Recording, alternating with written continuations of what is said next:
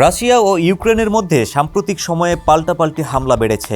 নির্বাচিত হলে ২৪ ঘন্টার মধ্যে ইউক্রেন যুদ্ধ থামিয়ে দেওয়ার সংকল্প করেছিলেন মার্কিন প্রেসিডেন্ট ডোনাল্ড ট্রাম্প, কিন্তু তিনি তা পারেননি।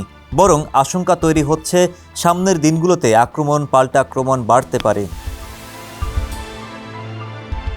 রাশিয়া তাদের গ্রীষ্মকালীন আক্রমণ বাড়িয়ে দিয়েছে। এতে রাশিয়ার সেনাদের হাতে প্রতিদিনই ইউক্রেনের নতুন নতুন গ্রামের পতন ঘটছে। তারা ইউক্রেনের বেশ কয়েকটি গুরুত্বপূর্ণ শহর ঘিরে ফেলা অথবা দখলে নেওয়ার দ্বারপ্রান্তে আছে। পাল্টা হামলা চালিয়ে যাচ্ছে ইউক্রেনও। গত বৃহস্পতিবার ট্রাম্প ও পুতিনের মধ্যে ফোনালাপ হয়। পরে ট্রাম্প সাংবাদিকদের বলেন, আমার কথোপকথনে কোনো অগ্রগতি হয়নি, আমি খুবই হতাশ। পুতিন যুদ্ধ থামাতে চান বলে মনে হয় না। পুতিনের মুখপাত্র দিমিত্রি পেসকভ বিবিসিকে বলেন, যুক্তরাষ্ট্রের মূল কারণগুলো সমাধান না হওয়া পর্যন্ত রাশিয়া তাদের বিশেষ সামরিক অভিযান চালিয়ে যাবে।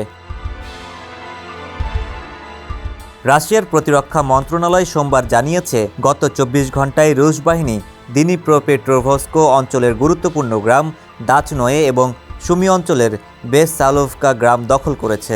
যুক্তরাষ্ট্রভিত্তিক think tank Institute for the Study of War জানিয়েছে, ইউক্রেন বাহিনী সুমিতে কিছু এলাকা পুনর্দখল করেছে এবং ওই অঞ্চলে রুশ অগ্রগতি এখন ধীর হয়ে আসছে।